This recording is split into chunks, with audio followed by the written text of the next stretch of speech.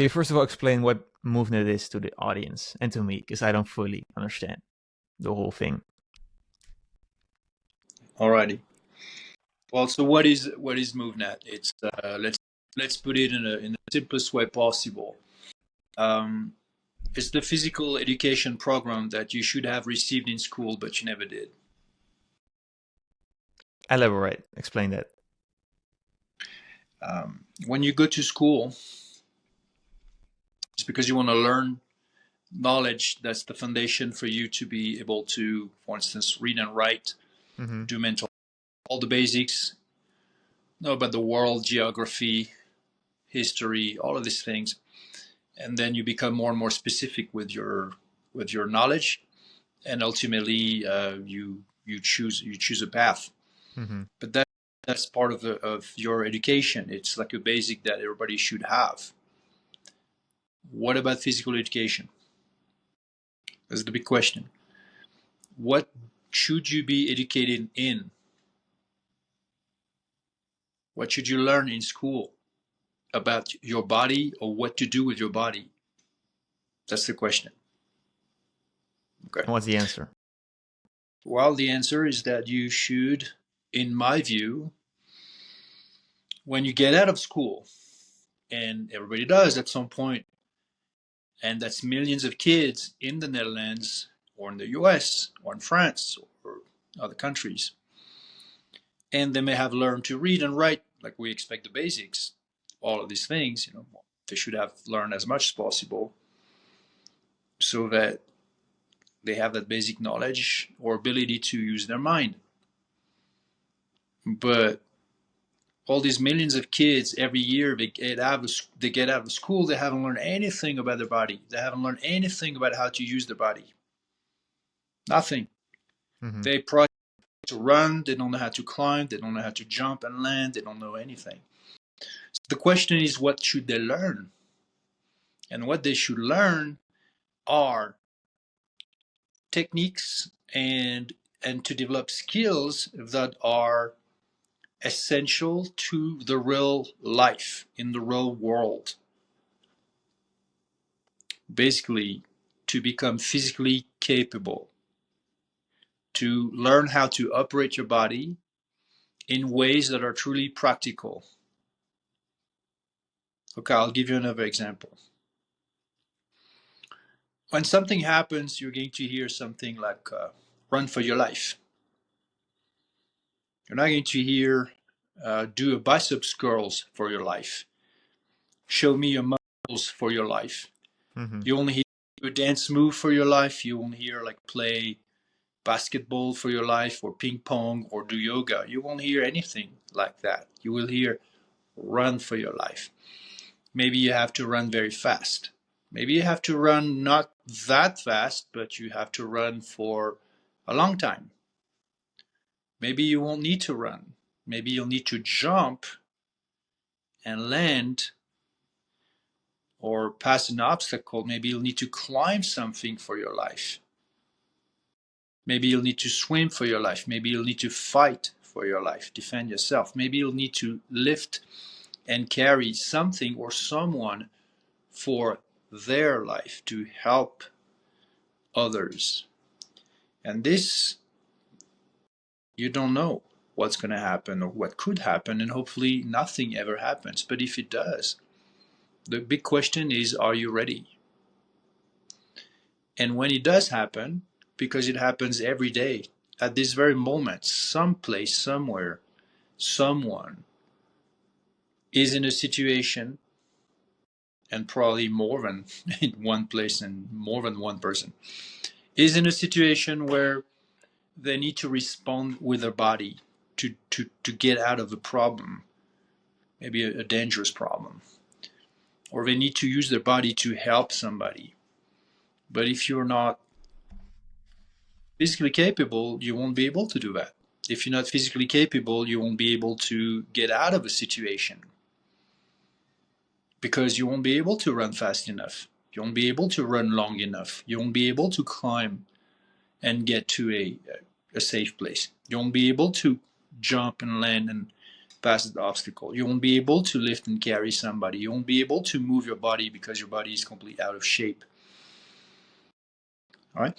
So that capability I'm talking about, physical capability, is very important. Always has been and always will be. And by the way, if you think of what you expect from firefighters to save your life or people's lives, you don't ask them to take off their shirt to see what their chest or and arms look like, because that has zero importance. Or maybe girls like that, but people who are victims of an accident, a fire, a flood, any situation like that, they don't care what the firefighters look like. All they want to know is that they are physically capable, they're strong enough, they have coordination, they have balance, they have movement skills and physical conditioning that enables them to help others.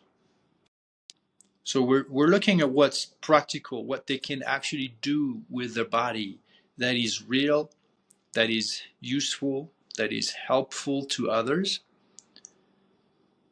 Because you could have a good looking body but have no actual ability to operate that body in intangible ways and useful ways. Does that make sense? Sure does. So what you're looking at here, Quentin, is a radically different mindset that is driving the need for physical training. They're not training physically to lose weight. I mean, that is not the most important point. You're not doing that to look good physically. That can be a result, but that's not the most important preoccupation. It's not even a preoccupation. You're training to be able to balance across a narrow surface, to jump off and land on a small surface, to climb on top of some obstacle, to lift and carry a variety of objects, etc., etc., etc. You're training for all kind of situations and all kind of environments, a variety of contexts, where if you need to respond physically, you have to be capable. Are you capable? Well, it depends on if you train that or not. Or do you know if you're capable or not? Well, it depends on, have you even considered those possibilities and those responses, and have you trained for them? And that is the question. So that is what MovNat is. We train people to become physically capable because they haven't learned it in school. And the foundation to do that is just like martial arts. If you want to learn a martial art, they don't send you to the gym first and you come back when you're looking good, when you're fit. It's not the way it works. First, they teach you techniques, and then you train techniques. And as you train techniques, you start to get fit. We'll probably start looking at your diet. We'll probably start looking at your other habits to support your training. But you're going to drill techniques. Learn new techniques and drill them. Because if you cannot move well with those techniques, doesn't matter. You may be strong, but that's not going to be the most important. And then you can add physical conditioning also on the side. Well, that's the way we teach what I call natural movement. Natural movement, that's the whole scope of all these movement skills that belong to all human beings. Yeah, I believe that's a clear explanation of what MovNat is. I hear you, for sure. So the motivation behind it is to be battle ready in that sense. To whatever life throws at you, be capable of handling that. Exactly. I hear it. Perfect. Pinnacles in that, like, what are the most important, like I said, pinnacles to train? Like, is it speed? Is it fighting capability? How do you see that? What are your like core principles to train? Well, there are a number of techniques because, for instance, jumping and landing. If you think of jumping in terms of conditioning, you're just going to do one kind of jump. Let's say, for instance, you jump on top of the box, jump down, jump up, jump back up, jump down. Try to do as many as you can for conditioning. And because you have a lot of repetitions to do, you're not really concerned about, you don't really pay attention to how well you do these jumps. You just want to do, okay, I have 100 of these jumps to do. If I can do 100 jumps, I'm conditioned. Okay. Let's imagine that would be your training. And then the next thing you know, you're in a situation where you don't have 100 jumps to do, you have only one. And it's a completely different one. Maybe you have 3 steps of momentum, and then you're not jumping up or just jumping straight forward, but at a certain distance, and then you have to land and balance, whatever, on the edge of a wall, for instance. And if you miss that one shot, then you hurt yourself. Maybe you fall. Or maybe you can't reach where you need to reach to be safe or to go help others, all right? So what does that tell you? Is that general conditioning is not going to cut it. General conditioning is important, but drilling each and every specific technique that you have in jumping, or that you have in climbing, that you have in balancing, that you have. So that's the foundation, is technique, technique, technique, technique. Then for some of those techniques, some you need more mobility, some you need more coordination, some you need more strength or power. Well, then, how is it working for you? What are you struggling with? Is it with mostly mobility? Is it with mostly power? What is it? So conditioning is going to depend on that. What's missing in your physical adaptation to be able to perform such or such technique in the most efficient way possible? I hear you. Yeah, I read up on you. You had quite a strong history in athleticism, athletic feats. At what point were you like, I'm going to systematize this? I'm going to create a program around this and have this be a concept on its own? So I was about 35, which is going to be soon 20 years ago.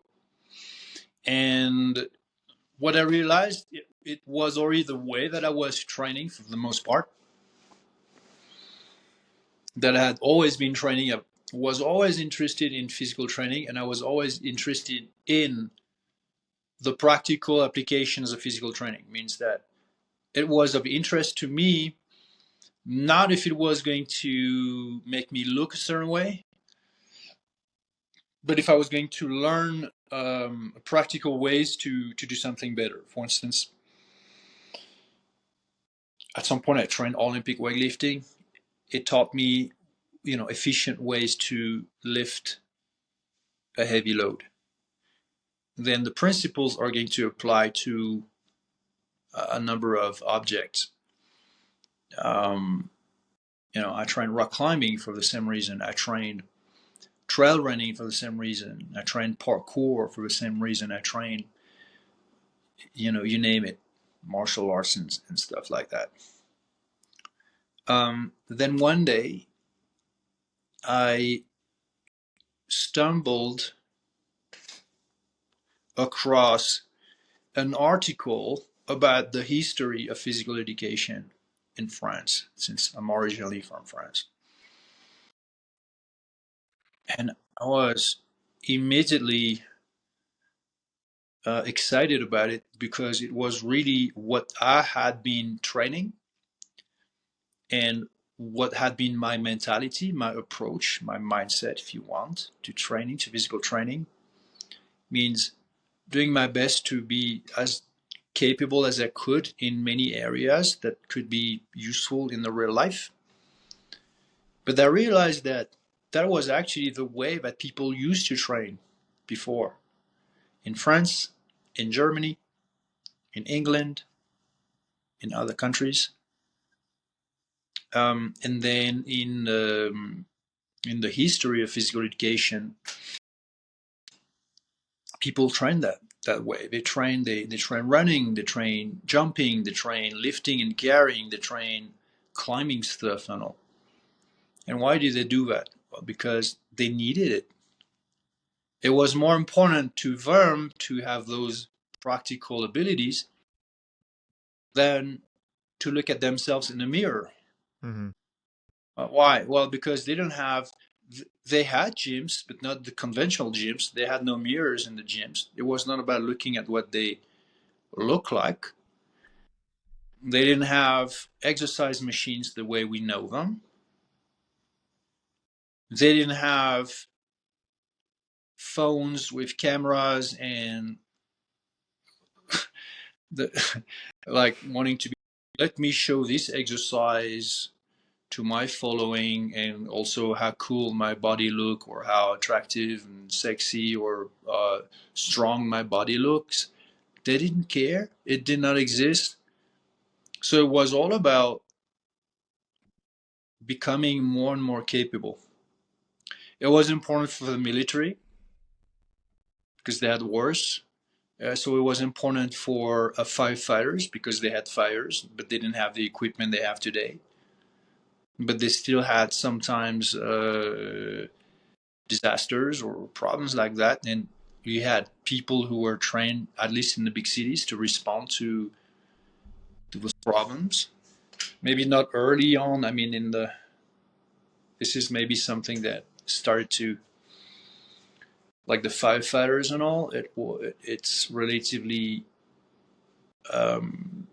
recent in history. But anyways, let's put it that way. They didn't know better.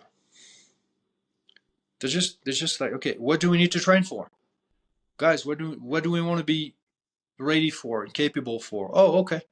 We need to be able to jump off the horse. We need to be able to climb on top, or over that wall. We need to be able to climb on that rope. We need to be able to run very fast. We need to be able to walk while carrying a load. We need this and that. Okay. So it was very just down to earth, practical. And again, they didn't know better. They didn't need anything else. That's all they wanted. There was no bodybuilding contest and all these things. They didn't know how to heart rate or anything like that. So today, do we know better? Well, there are plenty of possibilities. There are plenty of programs out there. They're all available. They all have their benefits. For the most part, people want to look good. Others want to be able to do handstands or plank or calisthenics and some cool stuff like flags and human flags, and that's cool. Um, but it's it's all those things are, let's say, from my perspective, they are secondary. They're optional because again, run for your life or jump for your life or climb for your life. Don't do a human flag for your life. You don't do a handstand life. You don't do a double gainer for your life. You don't do a yoga pose for your life. You don't do qigong for your life. There is again goodness. There are benefits to all of those practices. You gain in strength, you gain in energy, you gain in flexibility, you gain in body control. No doubt about it. So it's all good. However, to become more capable at, say, balancing or jumping and landing, all these movements, then you need to train them specifically. So they have to become your priority. And if you have a foundation, then okay, then you can learn to dance, you can learn other things. No, I hear How that. do you how do you make a how do tigers, we're gonna say wild tigers, not tigers in a circus, how do wild tigers become and stay fit? What do they need to do? Run. Or eagle? Yeah. Well, they just need to move the way that their species tell them to move. The dolphins do the same. The eagle does the same. The giraffe does the same. The elephant does the same. The freaking wild guinea pig in Peru does the same. They just need to move the way their species tell them to do in the environment where they're meant to live normally. Mm-hmm. You mentioned these So people in the past. They don't have like the wearables and the heart rate variability and this and that. I agree with you. Like a lot of probably like the wearables, they're not necessary. Are there like metrics you do look at for to like become fitter and measure yourself, or none at all? You just do as you I don't know. You train. yeah, no, there's not much to measure. But you can always, for instance, you can measure speed over a certain distance. You can measure you can measure distance that you jump. You can vertically, horizontally. There are plenty of things you can measure like that, and that's okay. Uh, but well, let's say you measure how fast you run 100 yards dash. All right, that's cool. But is it going to determine how fast you run a mile or 10 miles on a rugged terrain? No, because it's completely different. So, it's you can do measurements, and that they're good, they're okay, because everybody wants to know they're making progress. But there's a ton. I'm telling you, there's a lot of progress that cannot be measured. And you know who knows that? Martial artists. You make progress in jiu-jitsu, for instance, or in karate. How do you know? Mm-hmm. How is it measured? You don't measure anything. You observe. You use your eye. You use your eye. You use your sensations. You're like, oh, I'm faster. How do you know? Well, because I can observe it. I'm not only I'm faster, I'm more accurate, and I'm also more fluid. I'm more responsive. I'm more alert. I'm more precise. I'm more effective. So I score better. I do more submissions or avoid submissions better.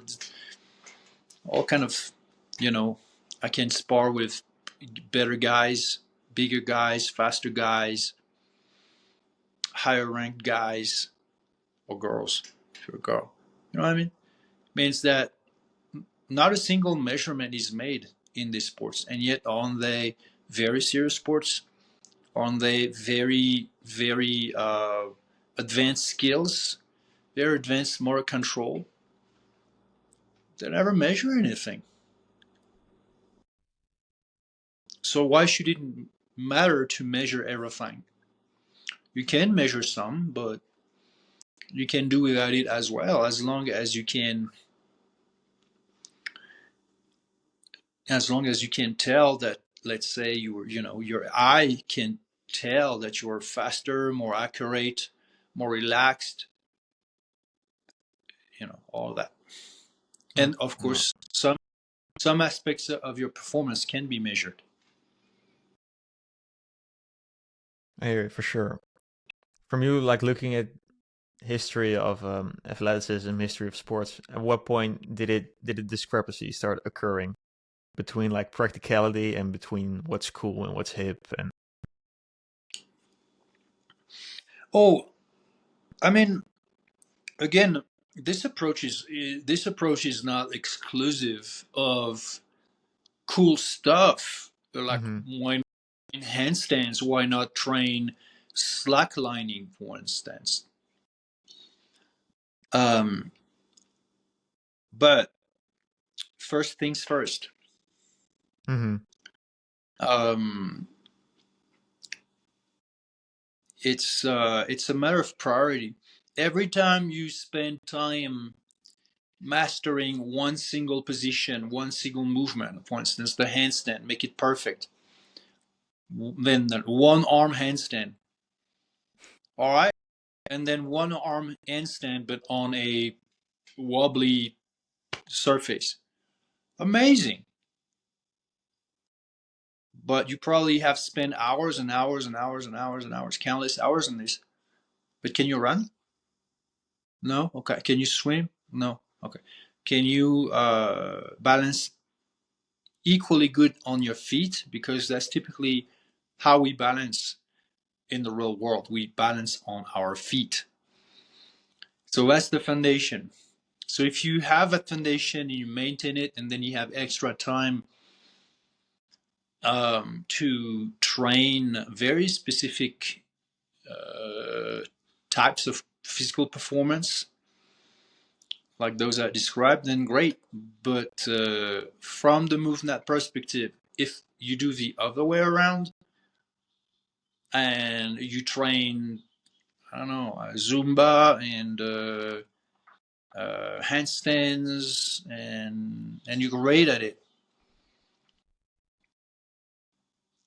but if you need to run, you're going to be out of shape right away. If you need to run in the woods or on a rugged terrain, you're going to sprain your ankles. You're going to be very slow because you don't know how to place your feet. You don't have that kind of training, etc., etc., etc. If you need to lift and carry somebody, you don't even know how to do that.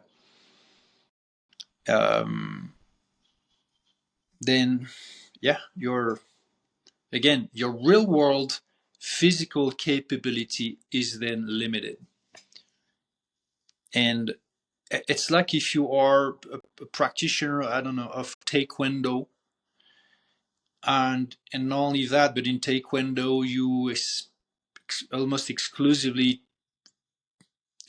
specifically train one or two, maybe three techniques, maybe two techniques that you love,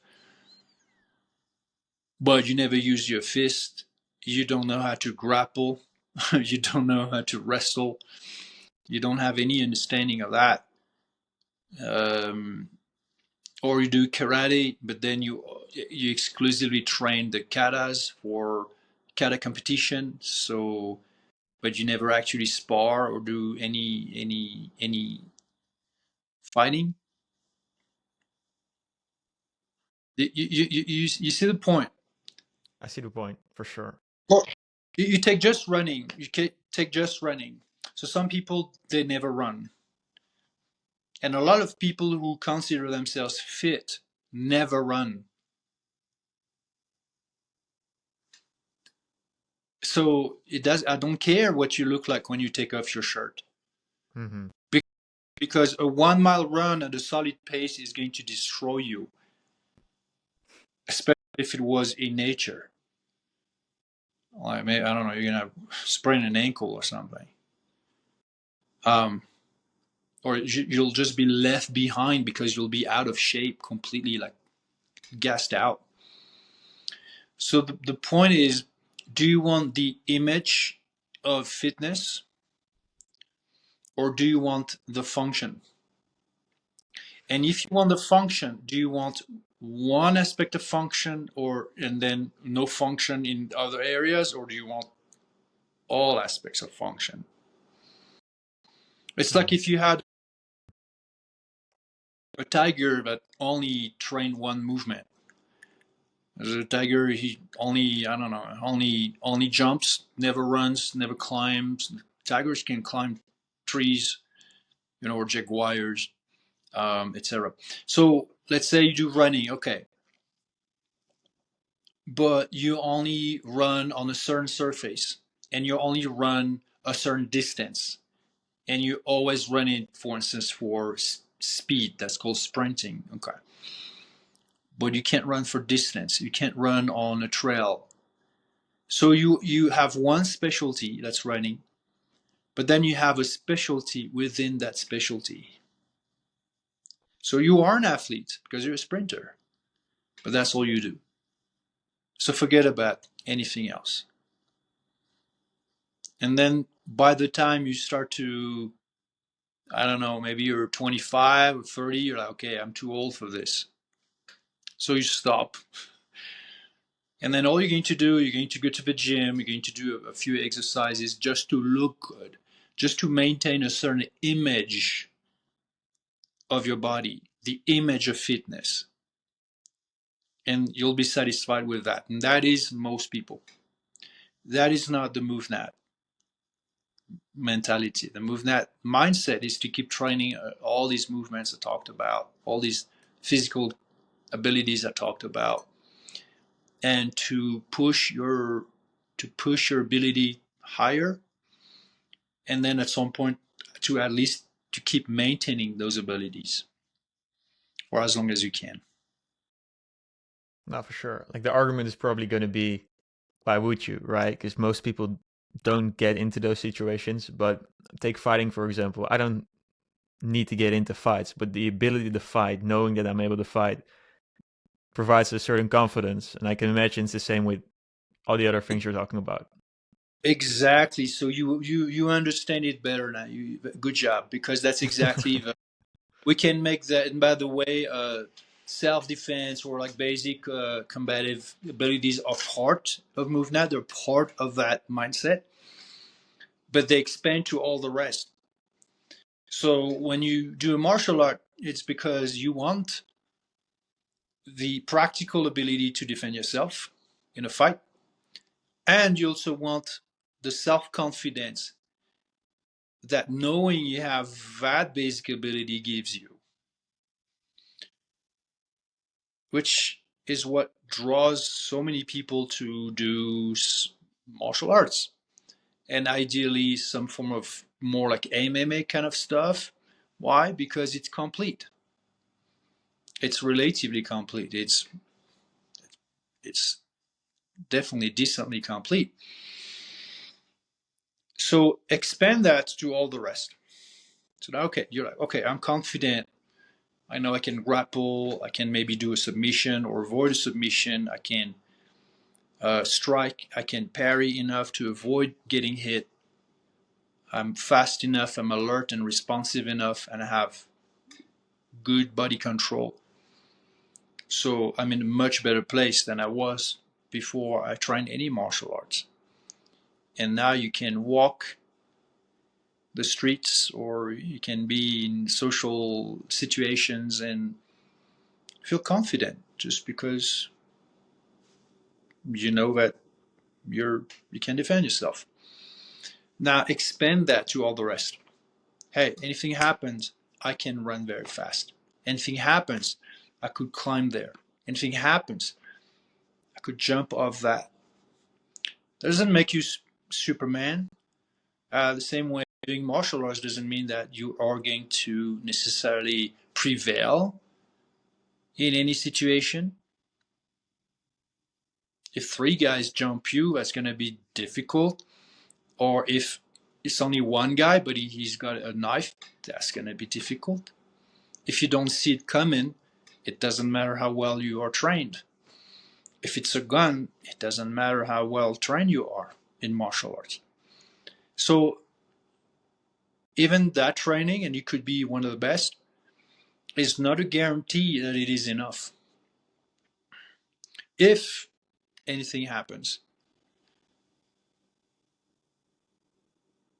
because that's also the part you don't know if you will ever need to defend yourself, because probably you're just a good guy who just means no offense to anyone, no trouble to anybody. And as a result, it could be that you never find yourself in any street fight. Actually, most martial artists never need to use their training and their skills in the real life. And yet they train as if they had to, but they don't, which is great because you don't want to be fighting. That's you can, I mean, it's not something desirable, honestly. No, for sure Unless not. Sometimes you don't have a choice, though, right? right, you end up in big trouble. You can end up being completely beat up. You can end up with broken teeth or concussion or really bad stuff. It's not fun. It's the real life. People can smash your head in a concrete wall and give you face trauma, and it doesn't matter that you are black belt in whatever. It doesn't, because it just happened, and a person is maybe bigger, stronger, more violent, more vicious, whatever that is. So training MovNat is the same. If you need to run very fast, but even though you're a super fast runner because you've trained it, you're going to arrive 5 seconds too late. That's 5 seconds too late. And that can be the difference between life and death. If you have to jump a certain obstacle, but it's like just so wide, there's no way, you don't have the power to do that. It's not like a Chinese kung fu movie, where people fly. It's the real life. But the training gives you all the foundation, the ability, the real ability, and the confidence. So let's say MovNat, it's for what I call natural movement, which is the full scope of all these movement capabilities that are part of what human beings can do. For instance, we cannot fly. It's like jump. It's like a, but we can climb. We can jump. We're very versatile compared to most animals. For instance, dolphins, they can't climb a tree. It's not part of their natural movement. But eagles cannot swim and dive, or not really efficiently or for a very long time. So human beings have their own movement abilities, and they all deserve to be trained. They're all trainable. They're all instinctual, means when you were a kid, you were doing it all, like crawling under a table, jumping off a table, vaulting over a couch. Even at home, you would be doing that. And today, you still can train those movements. You can remember that you have those movements, and you can train to make them better, to become more capable, and to have more self-confidence. So MovNat is the martial art of natural movement. It's the same spirit. You want the same capability in the real world. You want the same self-confidence, and the first thing you do is to learn techniques and train techniques a lot to become more technical. And then as you do that, you have already a lot of your physical conditioning that starts to form, to take place. And then you can always train specifically some movements to become stronger, lift heavier, climb more dynamically, run more dynamically, like look at more strength, more power, more energy systems, more metabolic condition. And that's the capacity part of your capability. Okay, so physical capability, that's two things. That's competency, those are movement skills. You're a competent mover. You have the techniques, you have the skills. And then capacity is how fast, how long you can handle energetic requirements when you use those skills. What is barefoot running like? I've never done it. I saw you do it. That's something. You've got to experiment it. No injuries? Nothing crazy? No. Well, ask yourself, what would happen if I lose my shoes? Or I don't have time to put them on and something happens, now I need to run. So you probably think, if you look at your hands, you want them to be not too soft, right? You want them to look like manly hands somehow, because otherwise you'd be like, "Ooh, that's like, I'm not a pianist, I'm not a girl." All right. So you want tougher hands, right? And how do you make your hands tougher? You don't put them in toaster.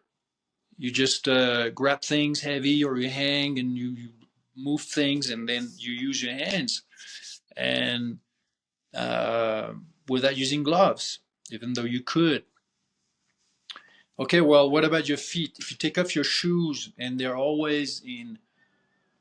feet are always in those socks and shoes, have never been barefoot outside, only barefoot inside, and so your feet are white or whatever, depending on, of course, your complexion, depending on your ethnicity. But the color is a matter of, the point is they never see the sun, and then they're all soft, soft, soft, soft, soft.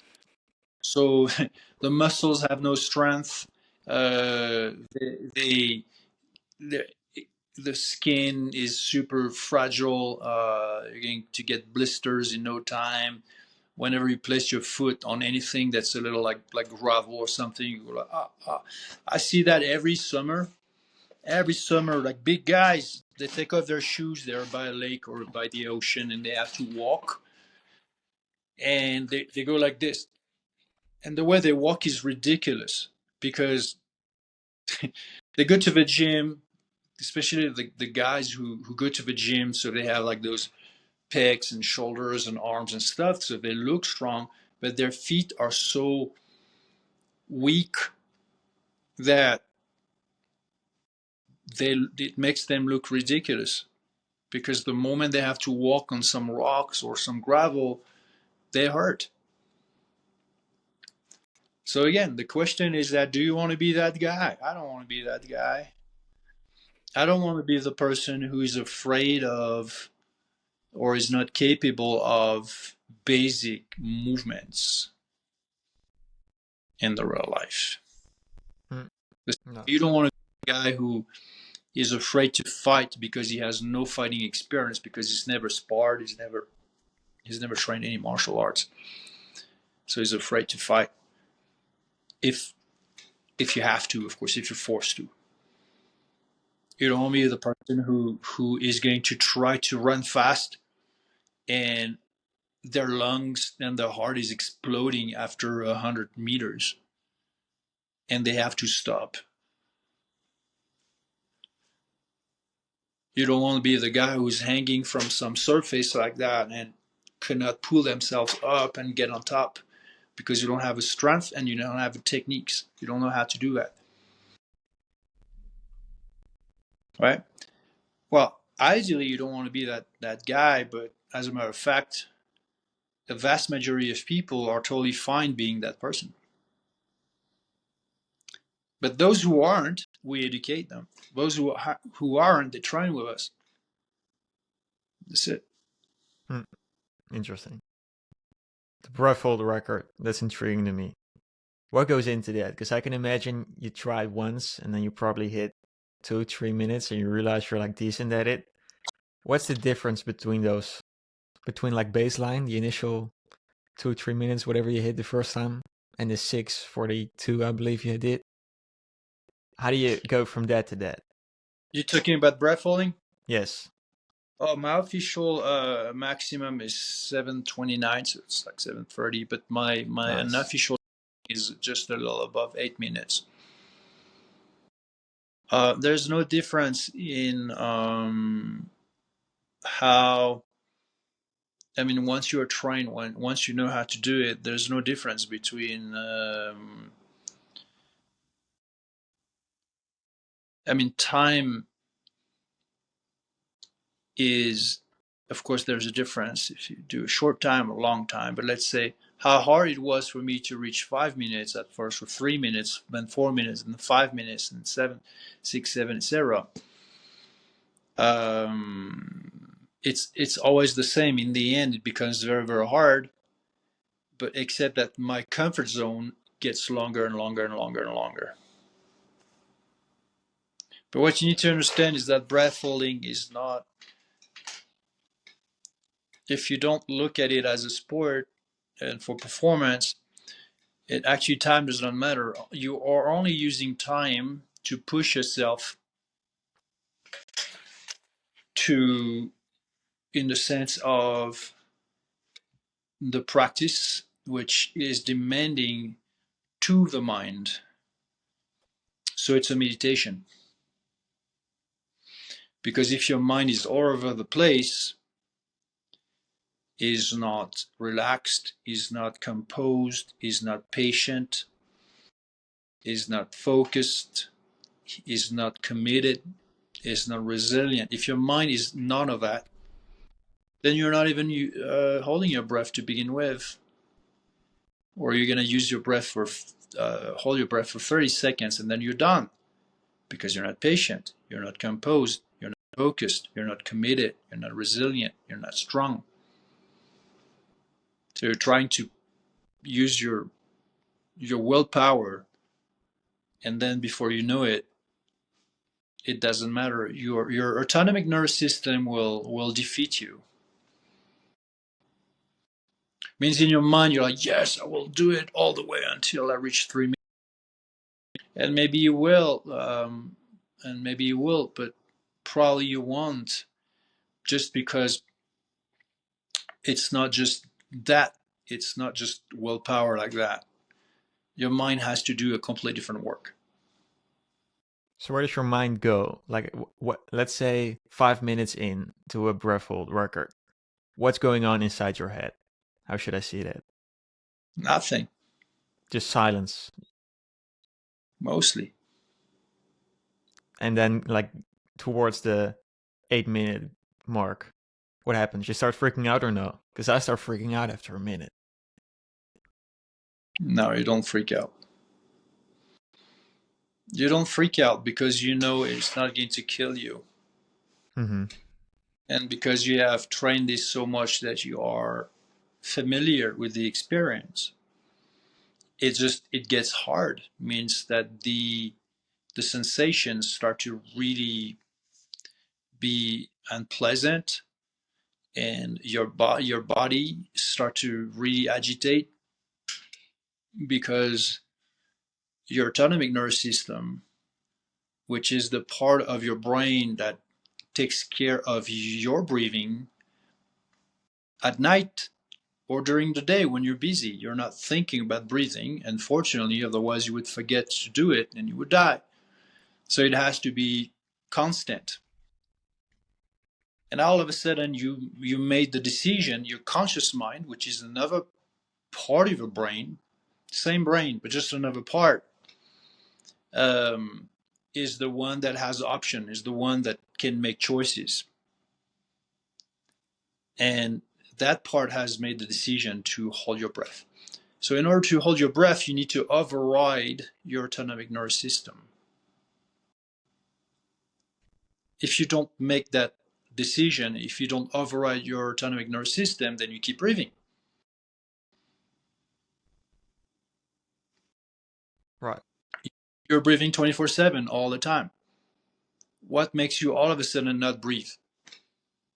You say, no more breathing for a moment. Okay, that's the autonomic nervous system does not understand why, and it doesn't care. Its job is to keep you safe and to keep you breathing all the time. So what's going to do, that part of your brain is going to override your conscious mind, which is in the prefrontal cortex. That's what we learn from neurology or neuroscience, is going to override that conscious decision you made. But that other part of your brain cannot talk to you. It cannot say, hey, dude, yeah, it's a cool idea, but at the same time, I really don't like it. So why don't you just stop right now? So how will it make you understand? By sending you signals that agitate you, that make you feeling unpleasant, that bother you, until you're like, okay, I'm gonna breathe again. All right. So where does your mind go? Well, where does your mind wants to go? What does your mind want this experience to be? It's not going to be sustainable that straight off the bat you're like, oh my god, I can't do this, oh it's going to be hard, oh my god, I cannot wait, I have another 5 minutes to wait, and start chatting and start like talking and like be like, I hate this thing, and shooting itself in the foot with its own words and its own beliefs and its own statements and affirmations, right? That wouldn't work. So the mind has to make itself to behave completely differently, and that's what is called meditation. The question is, how much control has that conscious mind of yours over itself? And especially while under stress, because you're not breathing, and you cannot breathe slowly to reduce your stress, since obviously you're not breathing. So not only you cannot use slow breathing to soothe yourself, but then the stress keeps going up and up and up and up and up and up. That's the body. That's the physiology of the body. What's your conscious response to that? How long does it last for you to freak out? How long does it take for you to freak out? How long does it take for you to change your mind? To decide, oh, after all, I'm not really that committed. Oh, it doesn't matter. I know I said I would reach 3 minutes, but I'm okay just stopping now at 1 minute,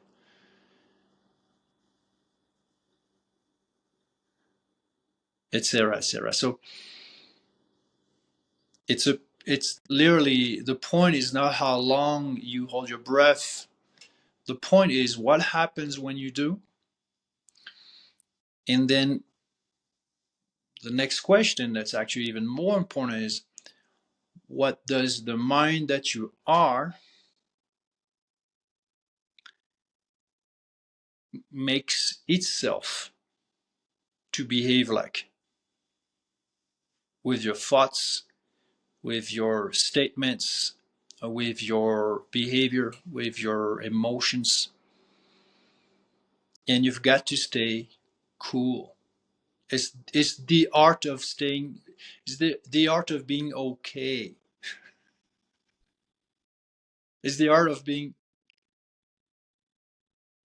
detached from concern, of time, of whatever. It's the art of just observing what you're going through physically, but to de-agitate, to stay calm. To stay calm physically, you need to stay calm mentally. Can you stay calm mentally? To stay calm mentally, you need to stay calm emotionally.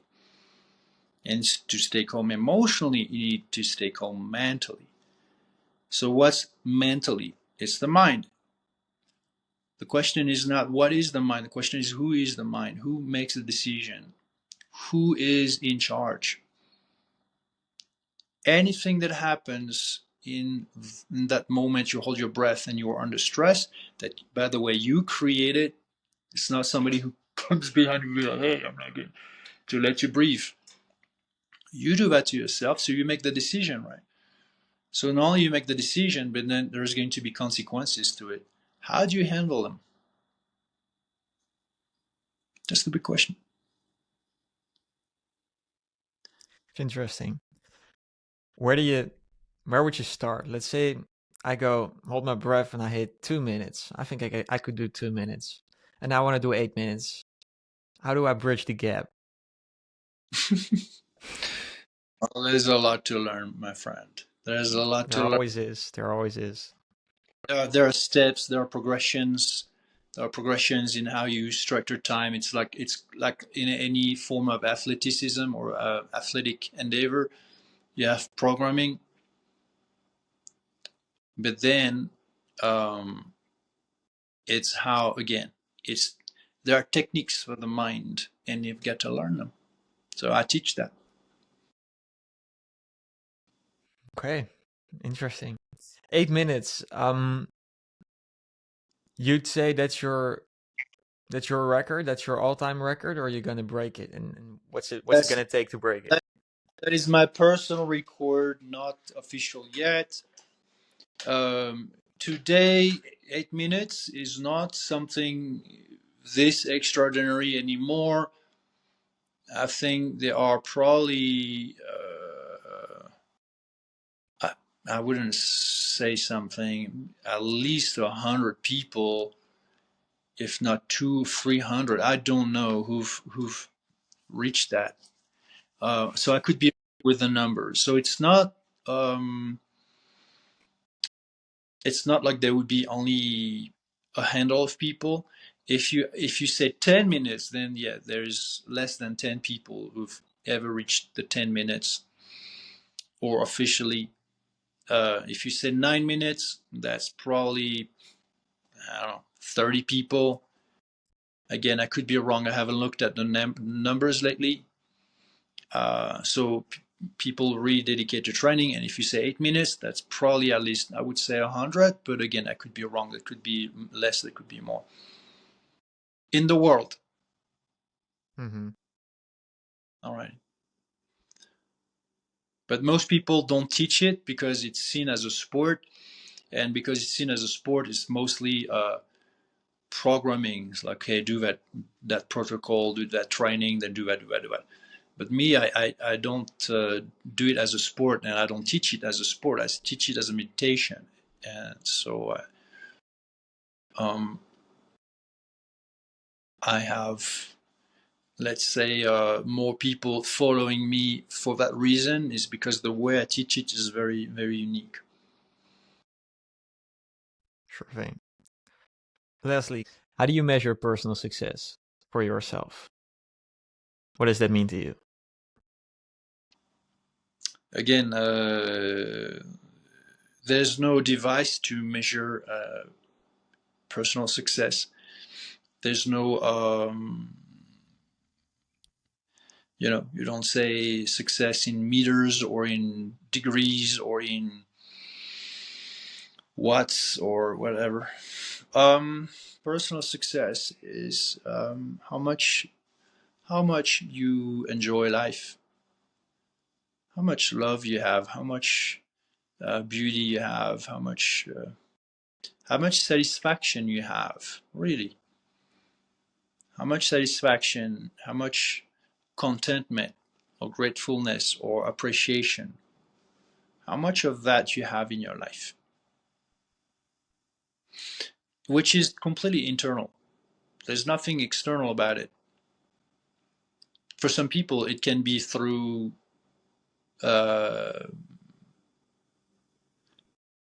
external successes. To others, they're just happy gardening or doing art. And you probably will never hear about these people because they will not be shown as being great successes as somebody who's made millions or billions or has possessions, which, by the way, is very cool. But it's not. Again, you can have nothing and be very happy, or very little and be very happy. You can have very little and be miserable. You can have a lot and be happy. You can have a lot and be miserable. So, would you choose having a lot and being miserable, or having a lot and being happy, or having little and being miserable, having little and being happy? The point is, choose being happy, and then if you have how much you have, whatever, choose being in a good place of your mind and heart. Well, I'm not telling you what to choose, it's your call, but it makes sense that ultimately what we're seeking is an experience that is pleasant, an experience of self that is pleasant, but not just once. It's a continuity. It's a ratio. It's like a percentage somehow. It's like an overall idea that, for the most part, you're happy. For the most part, you enjoy doing what you do. You enjoy being who you are. You enjoy being with the people you love, or that you work with, or whatever it is. You enjoy being in the place you live. You enjoy the experience that you are having, or that you are being. That is the most important. That is success. Because if you don't, then it doesn't matter everything. It doesn't matter if you live in a trailer or if you live in a crazy big mansion. If you're miserable, and that's in mind and in heart, you are having exactly the same experience, just in a not so nice place or in a nice place. But the nice place is not a condition for you to actually have within that pleasant experience. Then it doesn't matter at all.